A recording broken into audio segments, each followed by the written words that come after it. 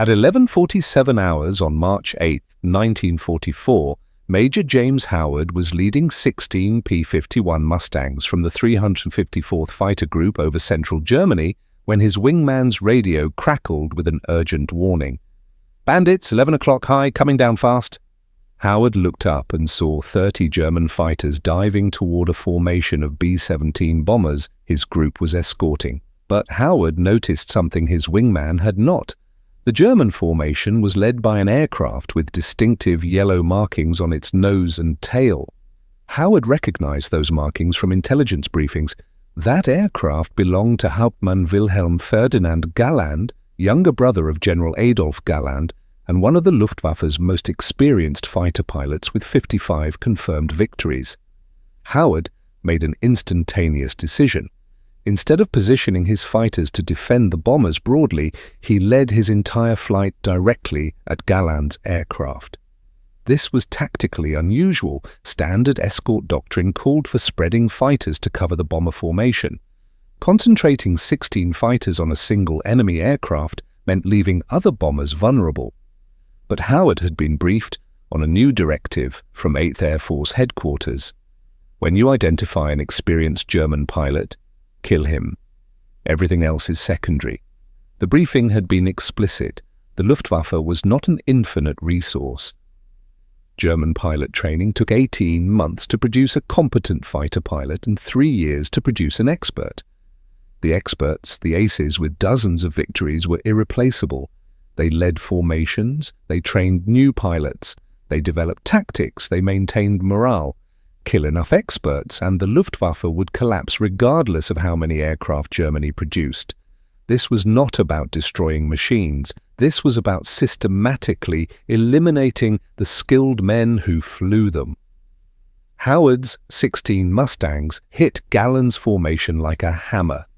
The fight was brutal and quick. Galland attempted to evade, using the FW-190's superior roll rate to break away from pursuit. But he was facing 16 fighters, not one. Every time he maneuvered away from one P-51, another was positioned to fire. At 11:49 hours, 2 minutes after the engagement began, Galland's aircraft took hits from 3 different P-51s simultaneously. His engine exploded. The FW-190 entered an inverted spin. Galland did not bail out. His aircraft hit the ground near Osterode at 11:51 hours. Howard's radio call was matter of fact. Splash 1190, yellow markings confirmed. Intelligence officers at 8th Air Force headquarters received the report within an hour.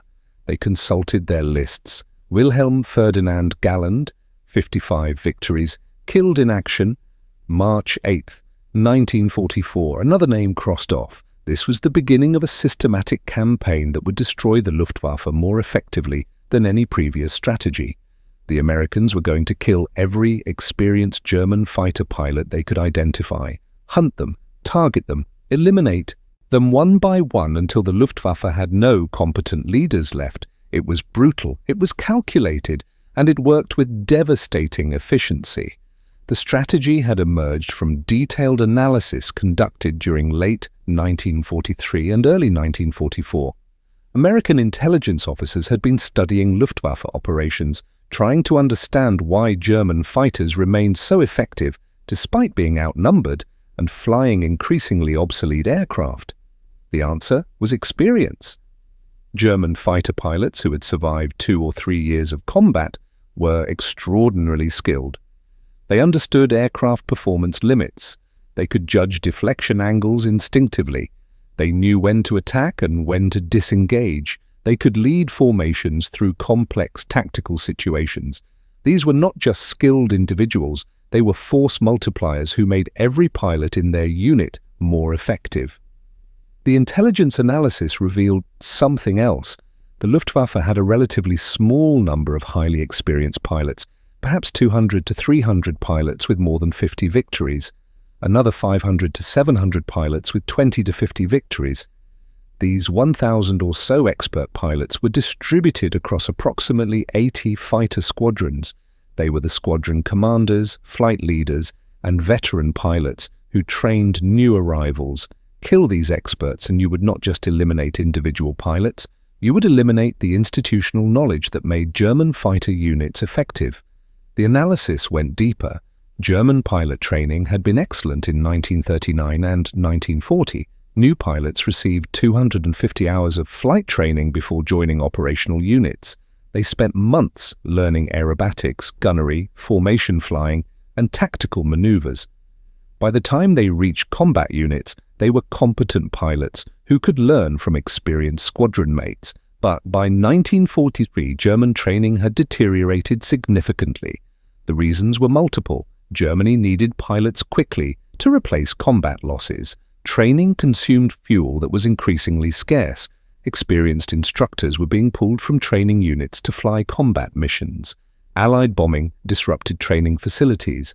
The result was that new German pilots in 1943 were receiving 150 hours of training instead of 250. Some received as little as 100 hours. These inadequately trained pilots arrived at operational squadrons barely able to fly their aircraft. They had never practiced combat maneuvers against a skilled opponent. They had never fired their guns at a moving target. They had never experienced the disorientation of high-speed aerobatic flight. They were lambs being sent to slaughter, except that experienced German pilots could keep them alive long enough to learn. Squadron commanders would assign new pilots to fly as wingmen for veterans. The veterans would protect the new pilots while teaching them how to survive. A new pilot flying wing for an expert might survive his first 10 or 20 missions. During those missions, he would learn combat tactics, aircraft handling, and situational awareness. If he survived long enough, he would become competent himself. Eventually, he might become an expert who could train the next generation. This system worked as long as the experienced pilots survived. But what would happen if the experienced pilots were systematically killed? The answer was obvious. New pilots would arrive at squadrons with minimal training and no one capable of teaching them. They would be thrown into combat against experienced American pilots flying superior aircraft. They would be slaughtered. The Luftwaffe would enter a death spiral where losses exceeded the rate at which pilots could be trained and gain experience. This analysis reached General Karl Spaatz, commanding United States Strategic Air Forces in Europe. In January 1944, Spaatz understood immediately. The way to destroy the Luftwaffe was not to shoot down every German aircraft. That was a war of attrition that would take years. The way to destroy the Luftwaffe was to kill the experienced pilots who made the force effective. Do this systematically and German fighter effectiveness would collapse within months. Spaatz issued orders to Major General Jimmy Doolittle, commanding 8th Air Force, and Major General Nathan Twining, commanding 15th Air Force operating from Italy. American fighter pilots would begin targeting experienced German pilots specifically. Intelligence would identify the high-value targets. Pilots would be briefed on recognition features, aircraft markings, tactical behaviors that indicated an expert was leading a German formation. When an experienced German pilot was identified, American fighters would focus on killing him, even if it meant ignoring other targets. The orders were controversial. Some American officers argued that targeting individual pilots was assassination, not warfare. Others argued it was inefficient because identifying specific pilots in the chaos of aerial combat was nearly impossible. Still others worried it would provoke German retaliation against American pilots. Spaatz dismissed these concerns. War was about destroying the enemy's ability to resist. Killing skilled pilots was no different morally than killing skilled tank commanders or artillery officers. If anything, targeting leaders was more humane than area bombing cities, which Spaatz had always opposed. As for efficiency, intelligence analysis suggested that killing 200 to 300 key German pilots would have strategic effects equivalent to shooting down 2,000 aircraft. That was efficient. German retaliation was not a concern because the Luftwaffe was already trying to kill every American pilot they encountered. The Americans would simply do it more systematically. The orders went out in February 1944. Fighter groups received detailed briefings. Intelligence officers distributed lists of high-value targets. The lists included names, ranks, unit assignments, aircraft markings, and tactical behaviors. Pilots studied the lists like students studying for an exam. They memorized the names. Hauptmann Heinz Baer, 204 victories. Major Gerhard Barkhorn, 301 victories. Major Günther Rall, 275 victories. Hauptmann Johannes Steinhoff, 176 victories. Major Walter Nowotny, 258 victories. Hauptmann Heinrich Ehrler, 209 victories. Oberleutnant Erich Hartmann, 352 victories. These were not just names, these were the men who made the Luftwaffe dangerous. Each one had survived hundreds of combat missions, each one had developed tactics that worked, each one trained new pilots and led formations. Kill these men and you would cut the head off the Luftwaffe. American intelligence went further. They identified distinctive aircraft markings that high-value targets used. German aces often painted their aircraft with personal insignia. This made them recognizable to their own formations, but also made them identifiable to American pilots who had been briefed. Intelligence collected photographs, gun camera footage, and pilot reports to build profiles of each target. What tactics did they use? Did they attack from above or below? Did they favor head-on passes or tail attacks? Did they break left or right when pursued? The more American pilots knew about their targets, the better their chances of killing them. The intelligence operation was sophisticated. Photo reconnaissance aircraft photographed German airfields, capturing images of parked fighters with distinctive markings. These photographs were analyzed, enlarged, and distributed to fighter groups. Pilots could study the exact aircraft they would be hunting. Radio intercepts provided information on which squadrons were operating in which sectors. German radio discipline was often poor. Luftwaffe controllers used clear voice communications that could be intercepted and translated. American intelligence knew which German units were flying and often knew the names of the pilots leading formations. German prisoners of war were interrogated extensively. Captured Luftwaffe pilots were asked about their squadrons, their commanders, their training, and their tactics. Many prisoners talked freely, providing detailed information about who the experienced pilots were, what aircraft they flew, and how they operated.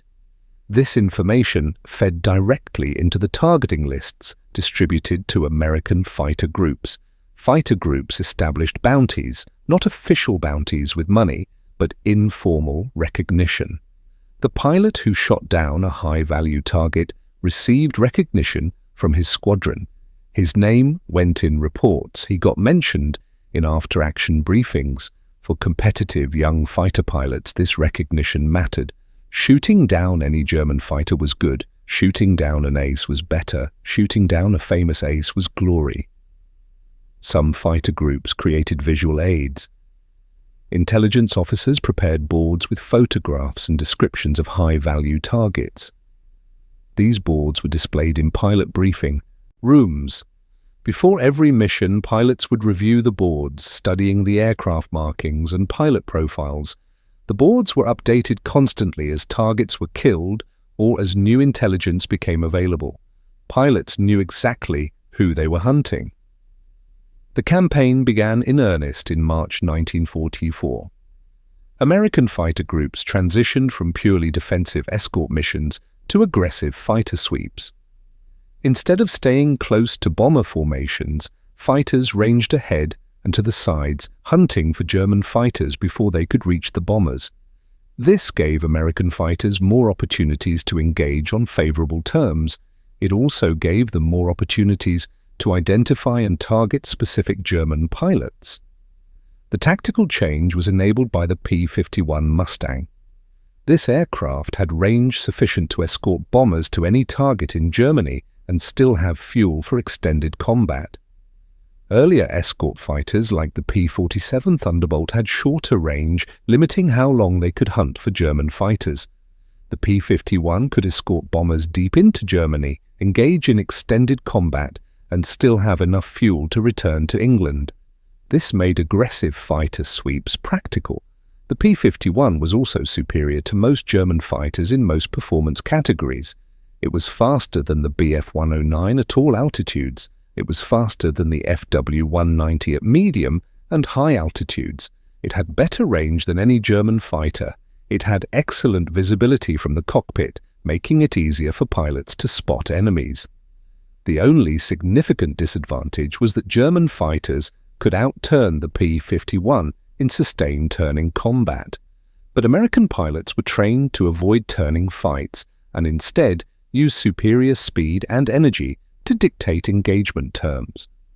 American numerical superiority was overwhelming.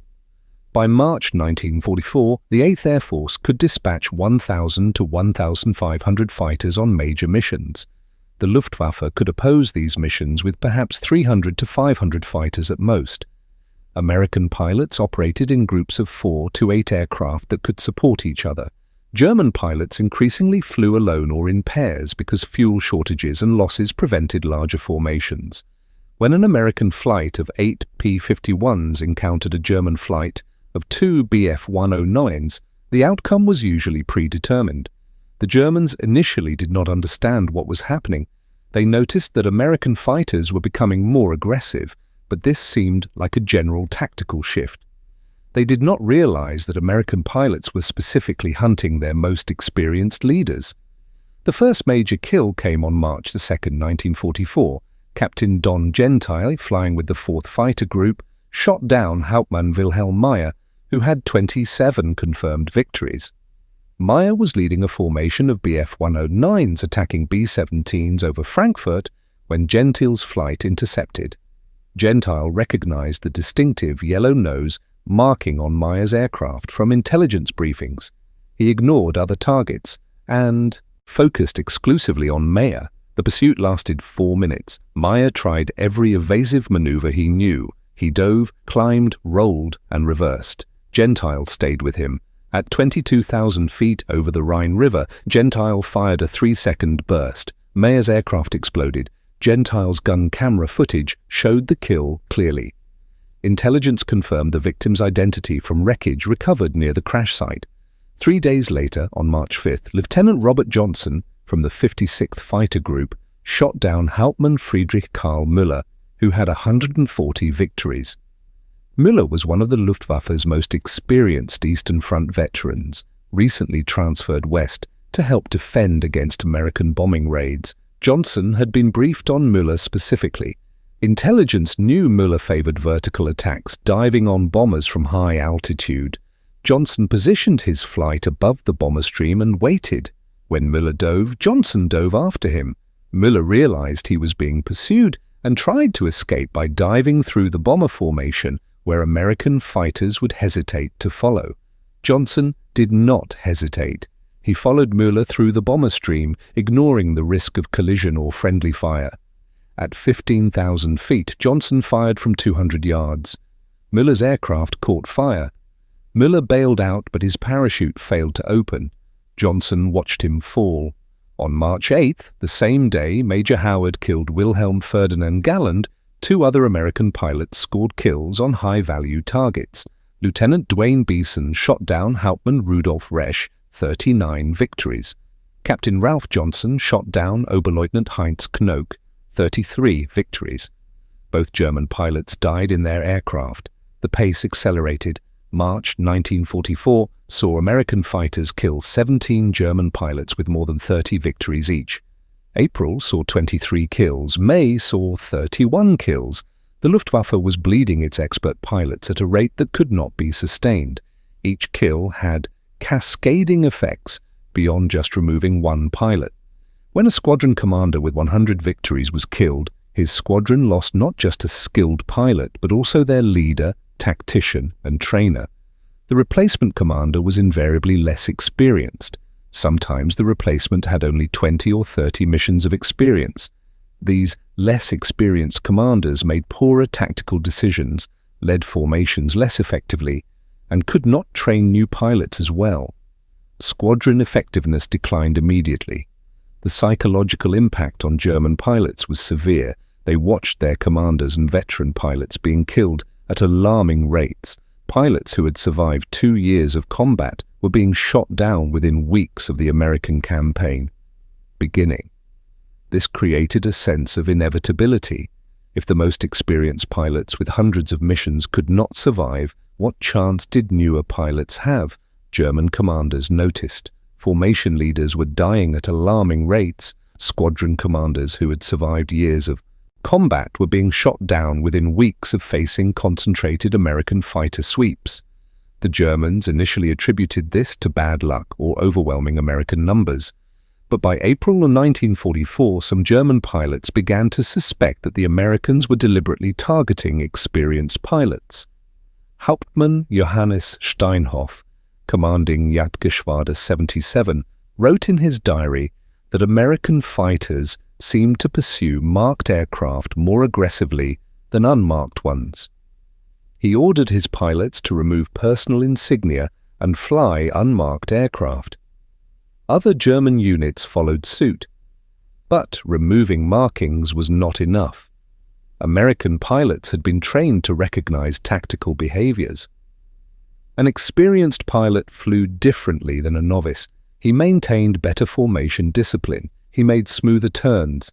He positioned his aircraft more precisely. American pilots learned to identify experts by how they flew, not just by what their aircraft looked like. The training American pilots received specifically addressed this. Intelligence officers taught pilots to watch for behavioral indicators of experience. An expert pilot maintained precise formation position. A novice drifted and required constant correction. An expert pilot made smooth, coordinated turns. A novice made jerky, uncoordinated maneuvers. An expert pilot checked his surroundings constantly, his head moving in a regular scan pattern. A novice fixated on his instruments or the aircraft ahead of him. American pilots also learned to recognize tactical patterns. Experienced German pilots attacked from positions of advantage, using altitude and sun position to mask their approach. Novice pilots attacked from wherever they happened to be, often from disadvantageous positions. Experienced pilots broke off attacks when they saw American fighters approaching. Novice pilots pressed attacks even when threatened, fixating on their targets. These behavioral differences made it possible to identify experienced pilots even when their aircraft bore no distinctive markings. The Germans tried other countermeasures. Some units assigned experienced pilots to fly as wingmen instead of formation leaders, hoping the Americans would target the less experienced leaders. This failed because the wingmen still flew like experts and American pilots noticed. Some units tried to have novice pilots fly aircraft with ace markings, hoping to draw American fighters away from the real veterans. This was suicidal. The novice pilots flying marked aircraft were slaughtered, and the Americans quickly learned to distinguish real experts from decoys based on how they flew. One German unit tried having their most experienced pilot lead from the rear of the formation instead of the front. The theory was that American fighters would attack the formation leader at the front while the real expert directed the battle from behind. This tactic failed for multiple reasons. The pilot at the front of the formation had to be skilled enough to lead, which meant he was also valuable. American fighters attacked the entire formation, not just the leader. And the real expert in the rear could not effectively control the battle because he lacked the visual perspective to see what was happening to the forward elements of his formation.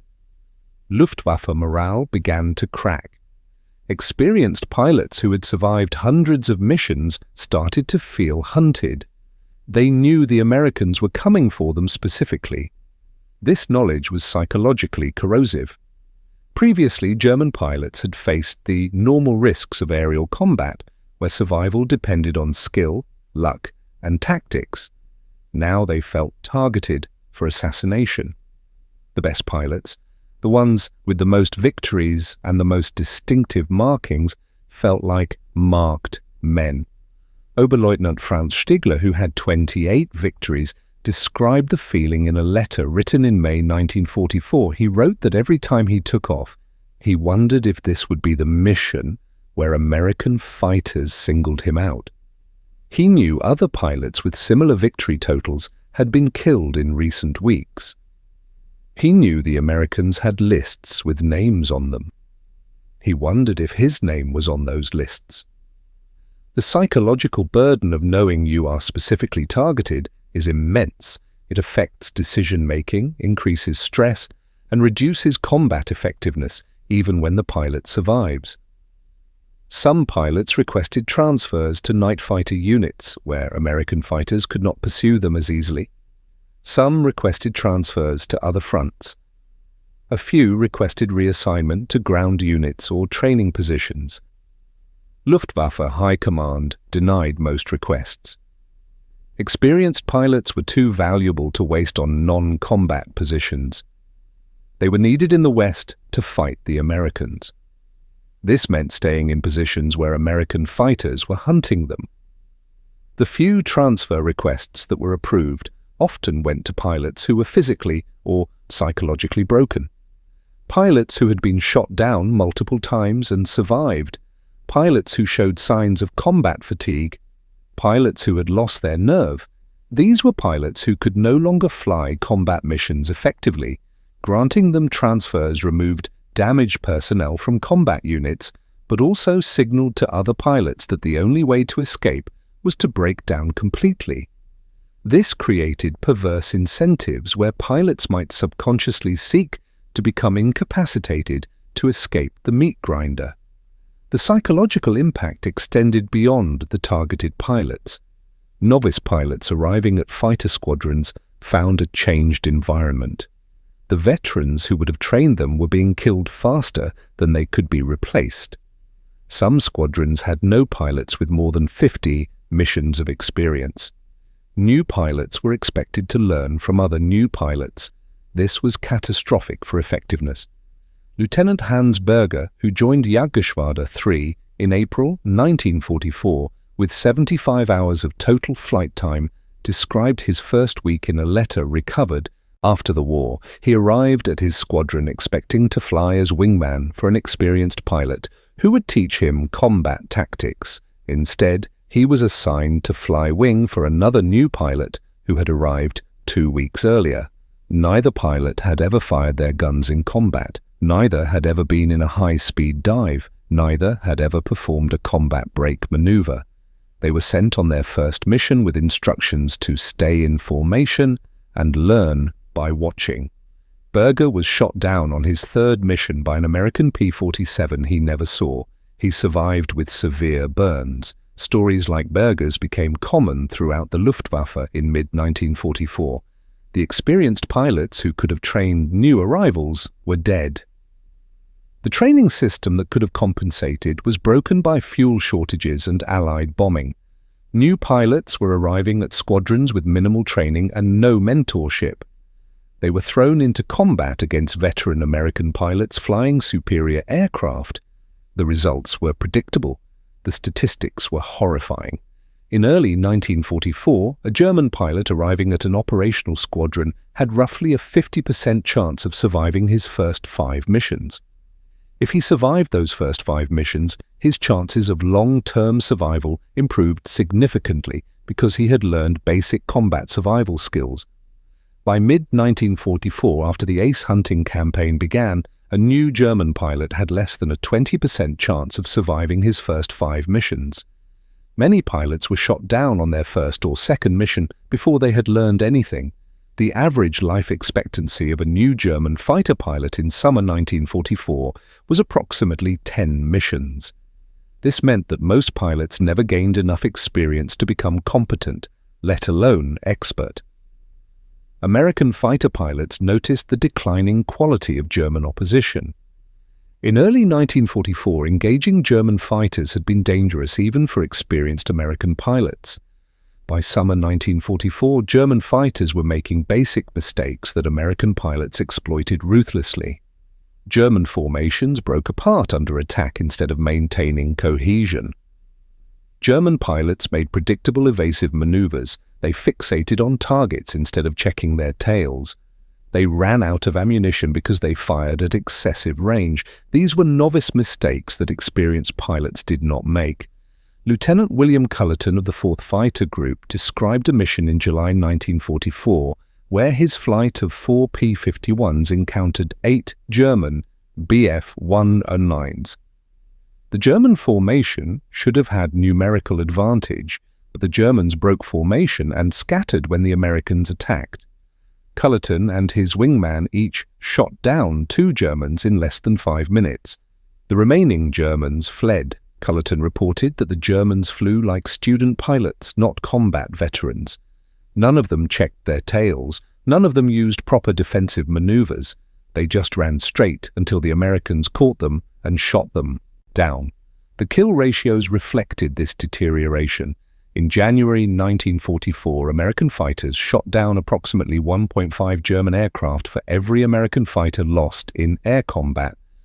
By June 1944, the ratio had increased to 4:1. By September 1944, it was 7:1. By December 1944, it was 10:1. This improvement was not because American aircraft had gotten better or American tactics had improved dramatically. It was because the Americans were fighting, were increasingly inexperienced novices. The ace hunting campaign achieved its effects through multiple mechanisms. The direct effect was removing skilled pilots from the Luftwaffe. Each dead ace represented hundreds of missions of experience that could not be replaced, but the indirect effects were even more significant. First, the campaign disrupted German training. New pilots who survived their first few missions would normally learn from squadron veterans. With the veterans being systematically killed, there was no one to learn from. New pilots developed bad habits because there was no one to correct them. They repeated mistakes because there was no one to teach them better tactics.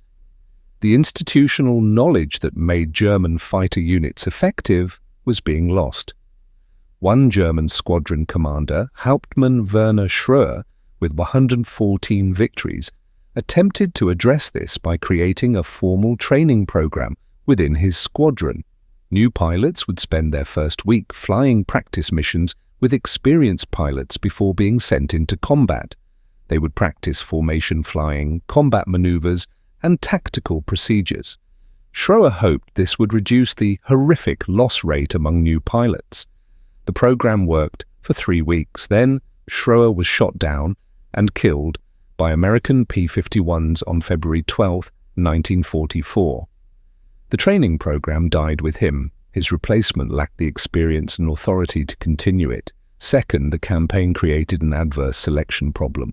The best German pilots were being killed at disproportionate rates. The pilots who survived were not necessarily the most skilled. They were the ones who had been lucky or who had not been identified as high-value targets. This meant the average skill level of surviving German pilots declined over time. The Luftwaffe was losing its best people and retaining its mediocre ones. This adverse selection extended to command positions. When an experienced squadron commander was killed, his replacement was usually the next most senior pilot. But seniority did not necessarily correlate with competence. Some senior pilots had survived by being cautious rather than skillful. These cautious pilots became squadron commanders by default when the skilled commanders were killed. Cautious commanders led cautiously, which reduced German combat effectiveness further. Third, the campaign demoralized the Luftwaffe at a fundamental level. Pilots who might have been confident with proper training and leadership instead felt abandoned. They knew they were being sent into combat without adequate preparation against an enemy that was specifically hunting their leaders. This knowledge was paralyzing. Some pilots froze in combat. Some refused to engage aggressively. Some looked for any excuse to abort missions. Combat effectiveness requires confidence. The ace hunting campaign destroyed that confidence. Psychological studies conducted by the Luftwaffe Medical Service in late 1944 found that combat fatigue cases had increased by 400% compared to 1943. Pilots were reporting symptoms of extreme stress, including insomnia, nightmares, hypervigilance, and panic attacks. Some pilots were so stressed they could not sleep the night before missions. Some vomited before takeoff.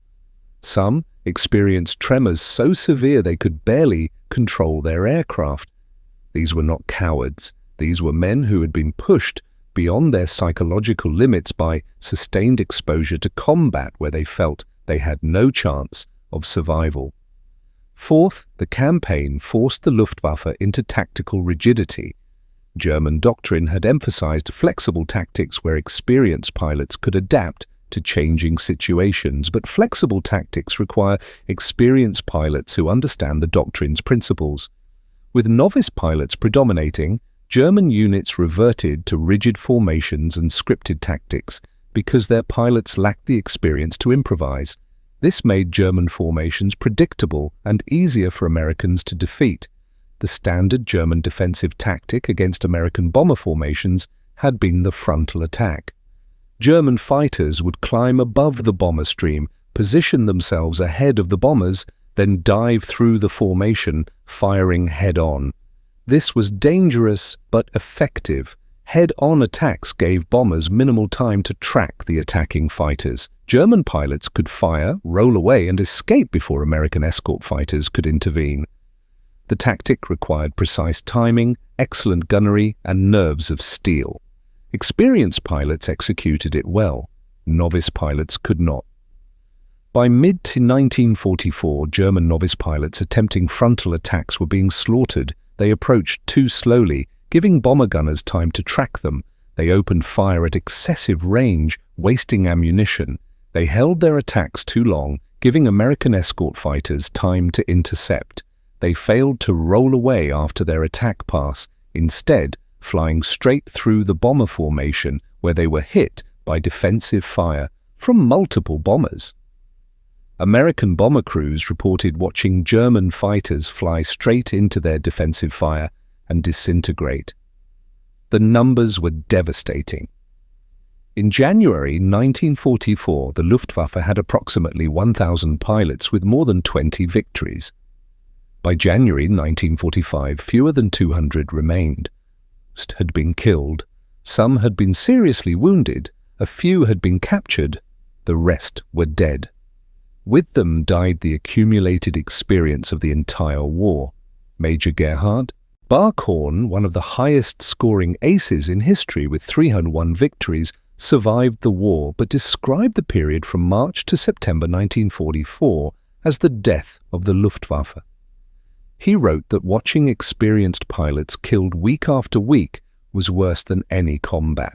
He knew what was happening. The Americans were systematically eliminating the pilots who made the Luftwaffe effective. He watched squadron after squadron lose their commanders and veteran pilots. He watched new pilots arrive and die within days because there was no one to teach them. He understood that the Luftwaffe was dying not from lack of aircraft or fuel, though both were problems, but from lack of skilled pilots. Barkhorn himself was targeted repeatedly. American intelligence knew his aircraft markings. Fighter groups were briefed to kill him specifically. He survived through a combination of skill, caution, and luck. He stopped flying marked aircraft. He varied his tactics. He avoided situations where American fighters could isolate him. He essentially went into hiding, flying only when absolutely necessary and disengaging whenever American fighters appeared in strength. This kept him alive but also rendered him less effective. An ace who was afraid to fight was not an asset. Other aces were less cautious or less lucky. Major Walter Nowotny, with 258 victories, was shot down and killed on November 8, 1944 during a test flight of the Me-262 jet fighter. American P-51 pilots caught him shortly after takeoff when his jet engines were most vulnerable. The mission had been his first in the Me-262. He was testing the aircraft's combat capabilities against American bombers. He took off from Achmer Airfield at 11:30 hours. American fighters were waiting. They had been briefed that Nowotny was testing the new jet fighter and had positioned themselves near the airfield. When Nowotny took off, the Americans attacked immediately. Nowotny's jet engines were still accelerating when the P-51s fired. His aircraft exploded on impact. He died instantly. Hauptmann Heinrich Ehrler, with 209 victories, was shot down and killed on April 4, 1945. Ehrler had been one of the Luftwaffe's most skilled pilots, known for his aggressive tactics and exceptional gunnery. He had survived more than 400 combat missions, but in April 1945 he was flying a Me-262 jet fighter on a mission against American bombers when his aircraft malfunctioned. One engine failed. He attempted to return to base on one engine. American P-51s caught him while he was vulnerable. They shot him down over Bavaria. He was killed in the crash. Major Hermann Graf, with 212 victories, survived the war but was shot down twice during 1944, suffering serious injuries both times that kept him grounded for months. The first shoot-down occurred in May 1944 when American P-51s caught his squadron at a disadvantage. Graf's aircraft was hit and caught fire. He bailed out with severe burns on his hands and face. He spent 2 months in hospital recovering. The second shoot-down occurred in August 1944 under similar circumstances. This time he suffered a concussion and broken ribs when his parachute malfunctioned. He spent another 2 months recovering. By the time he was ready to return to combat in late 1944, the Luftwaffe was so depleted that he was assigned to training duties rather than combat operations. The pattern was consistent. The most experienced pilots were being identified and killed. The Luftwaffe tried to protect them by reducing their combat missions and assigning them to training or staff positions. But this created its own problems. If experienced pilots were not flying combat, who would lead the formations? The Luftwaffe faced an impossible choice: risk their experts in combat where they might be killed, or protect them in rear positions where they contributed nothing to defense. Some German pilots were sent to training units where they would be safer. But training units were also suffering from fuel shortages and Allied bombing. Instructors at training bases often had minimal fuel to conduct proper training. Some training units were teaching pilots to fly using gliders because there was no fuel for powered aircraft. A pilot could not learn combat tactics in a glider. The pilots these units produced were even less prepared than earlier generations. By late 1944, some Luftwaffe training units were graduating pilots with 30 hours of total flight time. These pilots could barely take off and land. They had never practiced aerobatic maneuvers. They had never fired their guns. They had never flown in formation. They were sent to operational squadrons with instructions to learn on the job. This was murder disguised as training. Lieutenant Gustav Freilinghaus graduated from flight training in October 1944 with 32 hours of total flight time. He had never flown a Bf-109 before arriving at his operational squadron. His first flight in a Bf-109 was his checkout flight. He was given 30 minutes to familiarize himself with the aircraft, then declared combat ready. 4 days later, he flew his first combat mission. He was shot down by an American P-51 within 10 minutes of encountering the enemy.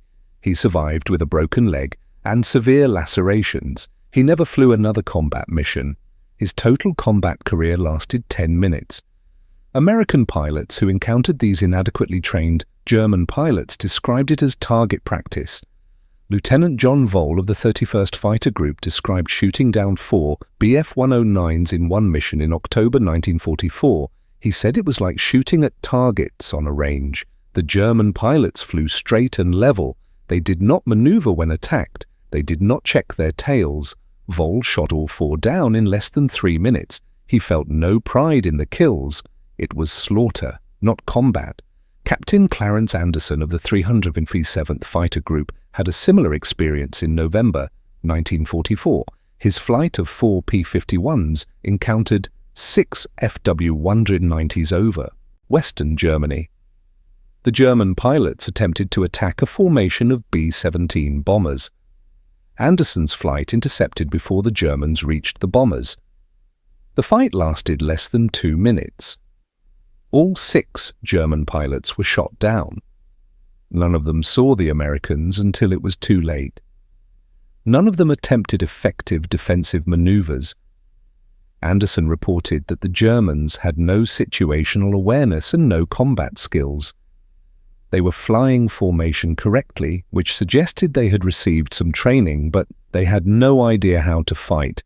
But this was exactly what the ace hunting campaign was designed to achieve. By killing the experienced pilots, the Americans had created a situation where new German pilots had no chance of survival. The institutional knowledge that could have kept them alive was gone. The Luftwaffe had become an organization that consumed pilots without producing effectiveness. The strategic effect was the collapse of German air defense. In early 1944, American bomber raids faced fierce and organized fighter opposition. German fighters attacked in coordinated formations using sophisticated tactics. They concentrated on destroying bombers, accepting losses to fighters in order to shoot down as many bombers as possible. This was expensive but effective. American bomber losses in early 1944 averaged 5 to 7% per mission on heavily defended targets. By late 1944, German fighter opposition had become sporadic and disorganized. Luftwaffe formations would appear, make a single attack pass, then flee when American fighters engaged. There was no coordinated defense. There were no sophisticated tactics. German pilots were trying to survive, not achieve strategic objectives.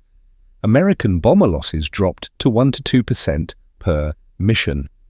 The difference was stark.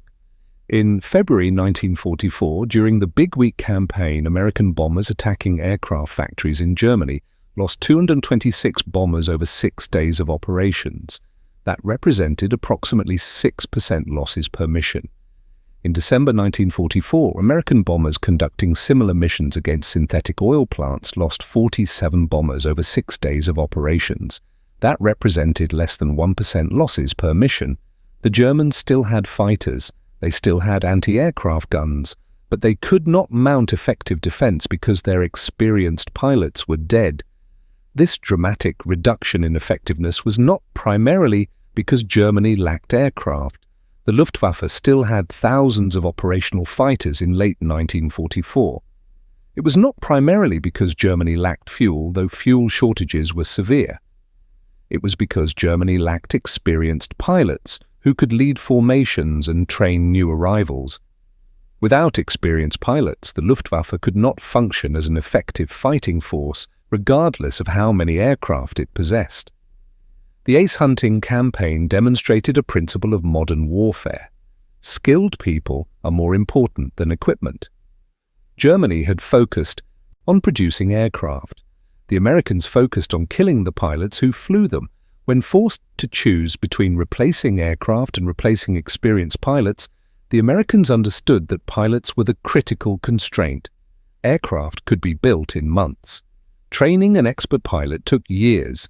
Colonel Hubert Zemke, commanding the 56th Fighter Group, explained this principle in a briefing to his pilots in May 1944. He told them that every German ace they killed was worth more than 10 ordinary German pilots. The ace was not just a skilled individual, the ace was a trainer, leader, and tactician who made his entire squadron more effective. Kill the ace, and the squadron's effectiveness declined immediately. Kill enough aces and the entire Luftwaffe would collapse. Zemke was right. By the time he was shot down and captured in October 1944, his fighter group had killed more than 30 German pilots with 20 or more victories. The strategic impact of those 30 kills far exceeded the 600 total German aircraft the group had destroyed. This principle became embedded in American military doctrine. In subsequent conflicts, the United States consistently prioritized killing enemy leaders and specialists. This was not considered assassination.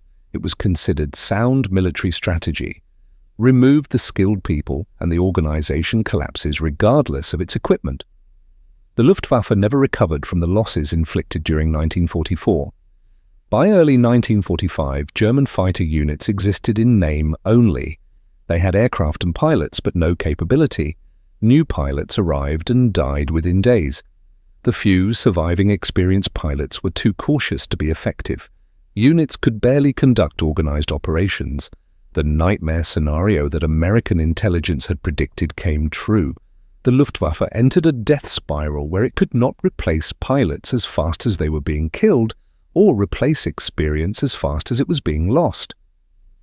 General Adolf Galland, one of the few Luftwaffe commanders to survive the war, wrote in his memoirs that the systematic killing of experienced pilots destroyed the Luftwaffe more effectively than any other Allied strategy. He specifically mentioned the death of his brother Wilhelm Ferdinand as an example. Wilhelm Ferdinand had been one of the most skilled fighter pilots in the Luftwaffe. His death did not just remove one pilot, it removed a leader who had been training an entire squadron.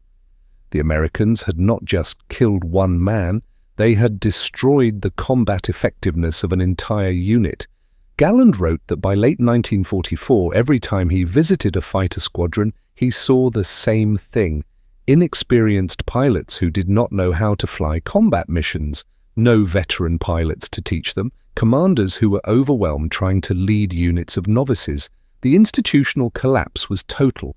The Luftwaffe had become an organization that looked like an air force but could not function as one. He described visiting one squadron in November 1944 that illustrated the problem perfectly. The squadron had 24 pilots and 18 operational aircraft. On paper, this was a combat-ready unit. In reality, it was useless. Of the 24 pilots, only 2 had more than 20 missions of experience. The rest were new pilots with fewer than 10 missions.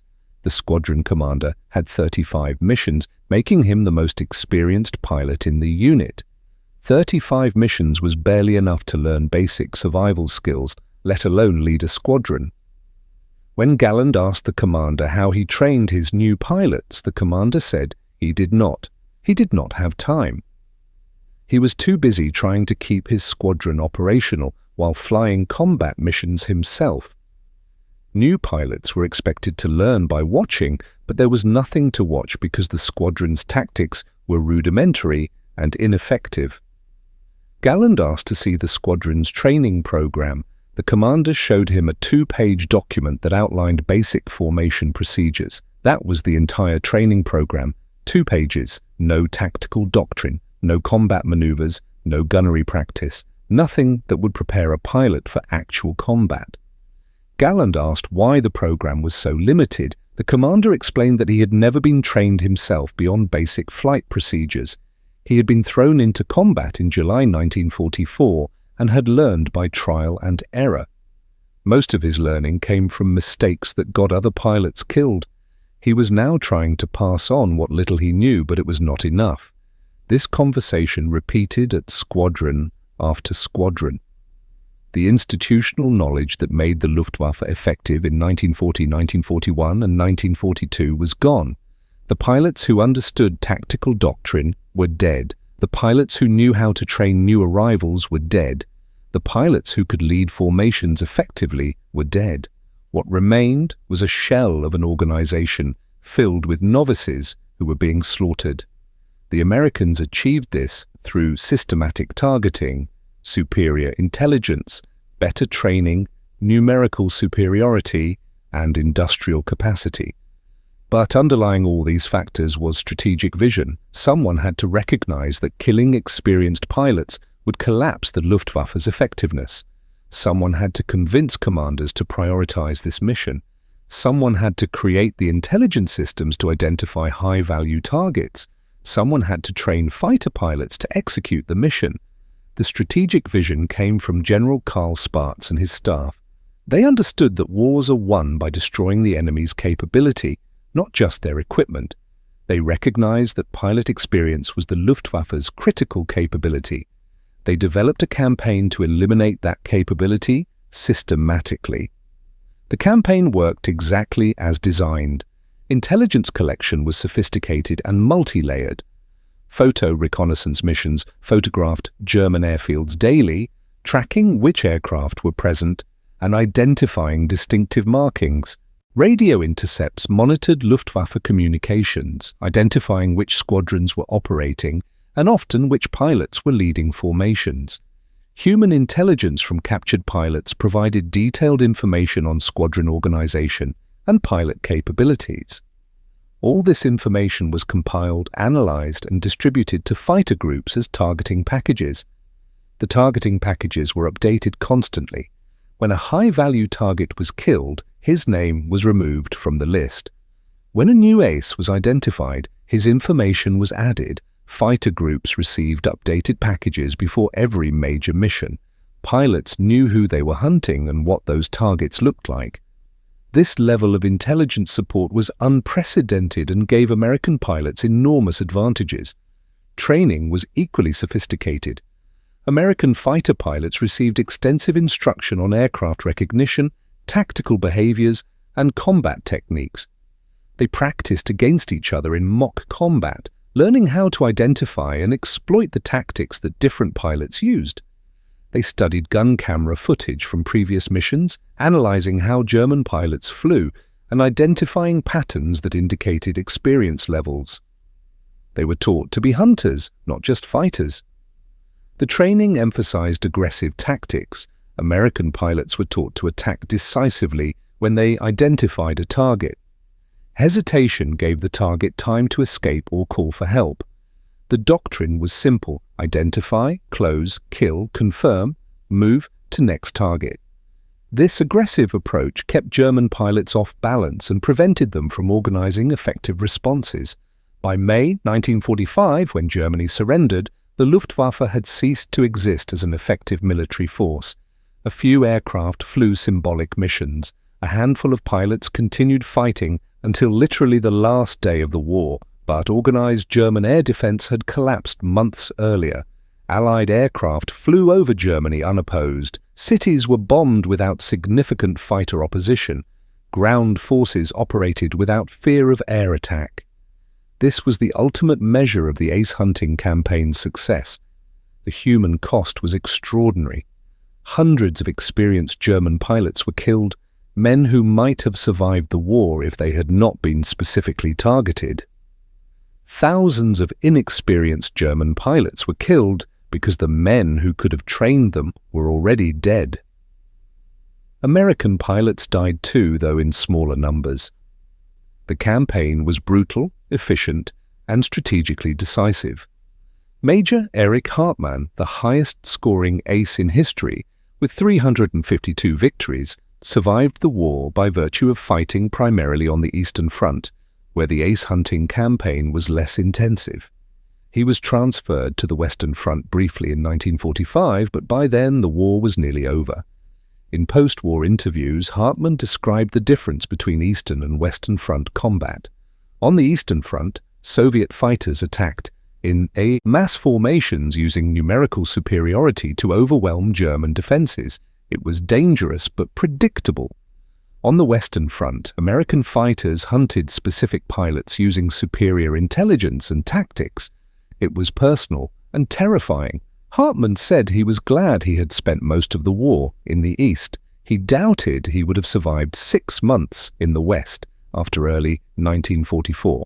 Lieutenant Colonel Francis Gabreski, the top American ace in Europe with 28 victories, described the ace-hunting campaign as the most effective strategy the Americans employed against the Luftwaffe. He said that shooting down German aircraft was satisfying, but shooting down German aces was decisive. Every ace killed represented a hole in German capabilities that could never be filled. Gabreski himself shot down 3 German pilots with more than 30 victories each. He considered those 3 kills more valuable than his other 25 combined. The campaign's success depended on multiple factors working together. Intelligence identified the targets. Numerical superiority gave American fighters the ability to concentrate forces against individual targets. Aircraft performance gave American pilots the capability to pursue and kill targets even when those targets tried to escape. Training gave American pilots the skills to execute kills efficiently. Industrial capacity allowed the Americans to sustain losses while maintaining pressure. Remove any one of these factors and the campaign would have been less effective. Without good intelligence, American pilots could not identify high-valued targets. Without numerical superiority, German pilots could protect their aces through mutual support. Without superior aircraft, German aces could escape by outrunning or outmaneuvering their pursuers. Without good training, American pilots could not execute kills reliably. Without industrial capacity to replace losses, the Americans could not sustain the campaign. This is how wars are won, not through fair fights or heroic last stands, but through systematic elimination of enemy capabilities. The ace-hunting campaign of 1944 demonstrated this principle with devastating clarity. Find what makes the enemy effective, destroy it, repeat until the enemy can no longer function. The Luftwaffe learned this lesson too late. By the time German commanders understood what the Americans were doing, the damage was irreversible. The experts were dead, the novices who replaced them had no chance, and the Luftwaffe's fate was sealed. The final irony was that Germany continued producing excellent aircraft until the end of the war. The Me-262 jet fighter was superior to any Allied aircraft. The TR-152 high-altitude fighter had performance that matched or exceeded Allied fighters. The Haas-162 jet fighter was designed for mass production and rapid training. None of it mattered. Without experienced pilots to fly these aircraft, they were worthless. Germany had solved the technology problem but failed to solve the human problem. The Americans understood that the human problem was more important. Kill the pilots and the aircraft become irrelevant. That understanding won the air war over Europe.